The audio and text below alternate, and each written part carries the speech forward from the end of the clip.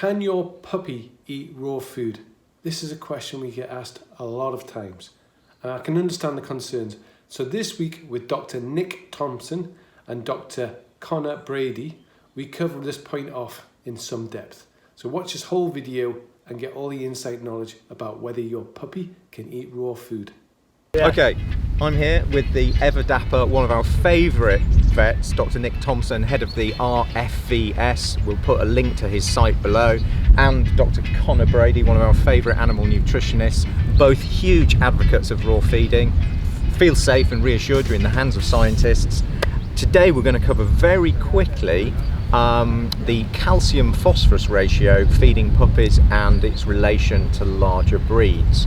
Now, Nick, I think this one is... go first? Yeah. Well, as I understand it, this has been in the past a problem with larger breeds, and my personal theory is that is slightly more linked to feeding processed food, which has excess carbohydrate exactly what I was and not enough amino acids. What do you think about this? I think that in the 90s they thought they had it sussed, that they were feeding just a standard level, a standard ratio, calcium phosphorus ratio to giant breeds, the same as to medium and small breeds, and they found that when they did that the giant breeds got too much calcium, and there were problems, major problems, and so they had to change the ratios.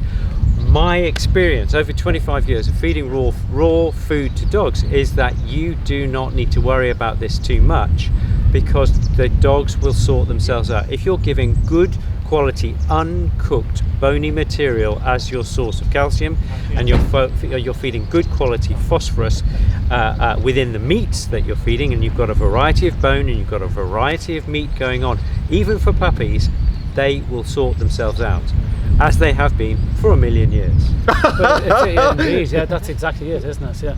It is a processed food phenomenon. Like there's very set percentages on what you are allowed to have in your dry food product when you're using calcium carbonate and all the certain ingredients. Dried food, yes. And the figure is 0.8%, and there's maybe slightly lower for giant breeds, and that's a very particular figure that must be in there, and there's certain limits that you're allowed to have. Not that all dry foods are adhering to that, because as I showed in the studies, huge variety in calcium concentrations in dry food, because you use meat and bone meal, so the calcium content's going to be a little bit wavering.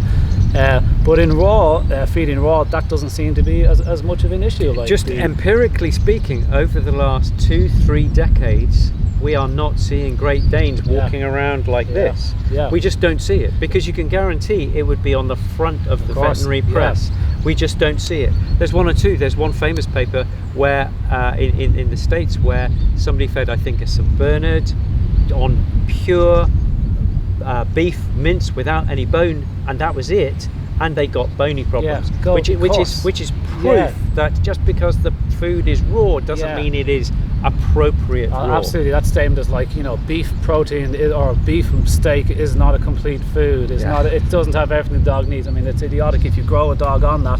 There was a study in Japan of German Shepherds, and it was 80% white rice and 20% chicken breast, and you go, well, okay, that's not a species appropriate diet. But Dog Risk did a fantastic bit of work on the canine hip dysplasia. Remember that on the raw fed dogs, and the positive effects on canine hip dysplasia. Yeah. So there you go. So for those of you who weren't at the raw fed seminar, but you're the Dog Risk seminar, you've totally missed out. Maybe try and come next year or sponsor it. We'll put a link here. Look at their work. But what they've seen is a huge reduction in hip dysplasia in dogs which are raw fed, as if we needed yet another reason. German Shepherds who were raw fed. However, there's going to be another presentation this afternoon talking about many dog species who have reduced hip dysplasia on raw food diets. This has been a good couple of days. Let's face it. It just gets better and better. It's better and better. And it's every day is a school day with canine nutrition. Anybody that tells you they've got definite answers for everything is missing an awful lot. I mean, the more you know, the more you realise you don't know, and it's exciting, so it shouldn't be a kind of a threat or a worry. There's so much to learn about it, and the kind of calcium thing in pups, as you said, I wouldn't give it too much thought. Pups need to be chewing their little meaty bones. I wouldn't be trying to fuss over how much calcium that dog is getting from the bone. He needs to be nibbling on those little meaty bone and helping his teeth and his poor little sore gums and all those teeth coming down, you know, and that would be as much thought as I would give it personally. Yeah, At the moment, until we know more. As they would in the wild, as they've been doing for hundreds of thousands of years. Isn't it so easy? It's very simple. That's the beauty. Don't you think, Conor? That's one of the beauties of raw food, is that it's just a simple thing.